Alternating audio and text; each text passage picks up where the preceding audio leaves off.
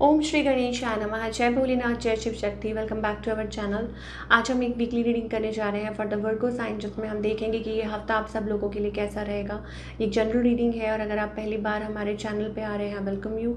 Channel को subscribe करना बिल्कुल मत भूलिए और बाकी की डिटेल्स अपॉइंटमेंट के लिए वो ऊपर स्क्रीन पर आ रही हैं, आप चेकआउट कर सकते हैं। डेली टैरो रीडिंग के लिए आप हमें इंस्टाग्राम पे और फेसबुक पे फॉलो कर सकते हैं और उसका लिंक नीचे डिस्क्रिप्शन बॉक्स में दिया हुआ है। तो चलिए स्टार्ट करते हैं और देखते हैं Virgo current situation. Okay, 8 of course. I think situation जो है वो कॉम्प्लिकेटेड है बहुत ज़्यादा, like something is coming to an end. Death and rebirth का कार्ड आ रहा है, या फिर हो सकता है कि ऑलरेडी एंड हो चुकी है but still you are tied down, restricted है, स्टिल बाउंड है, आप स्टिल कुछ कर नहीं पा रहे हैं, हो नहीं रहा है।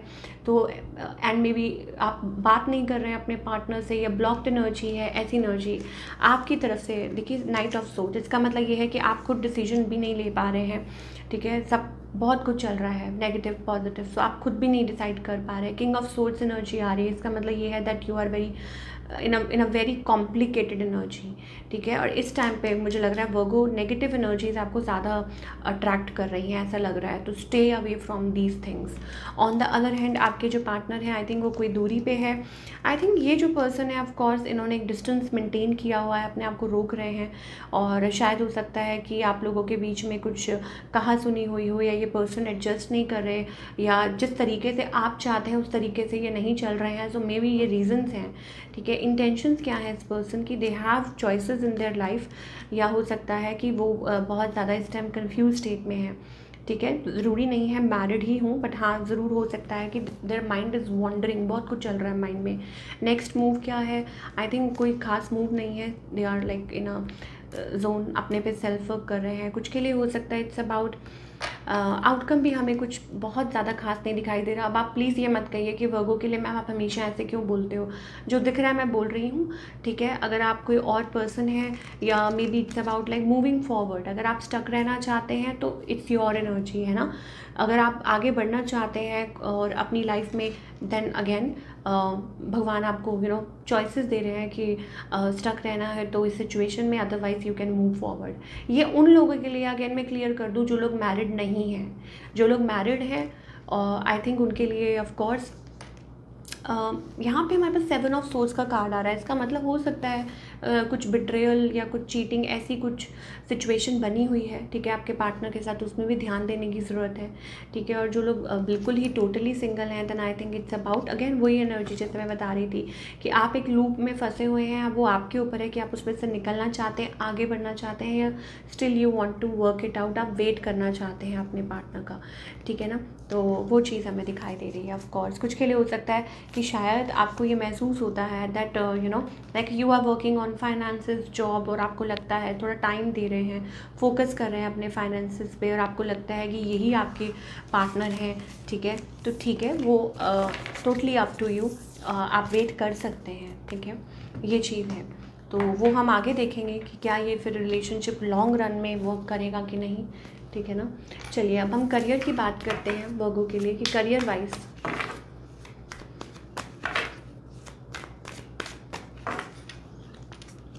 Okay, career wise I think यहाँ पे हमारे पास कुछ आ रहा है कि वर्क प्लेस पे हो सकता है कि कुछ छोटी मोटी इश्यूज़, जिसे कहते हैं इश्यूज़ इन द सेंस कि कोई मैनिपुलेशन चल रही है, या कोई बातें कर रहा है पीठ पीछे, या कुछ कॉन्स्पिरेसी चल रही है, बट आप अपनी सूझबूझ से इस चीज़ को ठीक कर सकते हैं वर्गो। ठीक है ना, कि अगर मैटर थोड़ा सा कॉम्प्लिकेटेड है तो उसको आप ठीक कर सकते हैं। सो कीप मूविंग फॉरवर्ड, मैं ये कहूँगी। और इन सब छोटी छोटी चीज़ों को अड़चने मत बनाइए, अड़चने बनने मत दीजिए, बिकॉज आपको बहुत कुछ अचीव करना है and you are meant for something very good. 10 of cups, ठीक है, सो आप वो अचीव कर सकते हैं। और तो तब ये हफ्ता आपके लिए, अगर आप इन चीज़ों को इग्नोर करते हैं तो ये हफ्ता आपके लिए अच्छा साबित हो सकता है इन टर्म्स ऑफ करियर। चलिए गाइडेंस क्या है फॉर ऑल द वर्गो।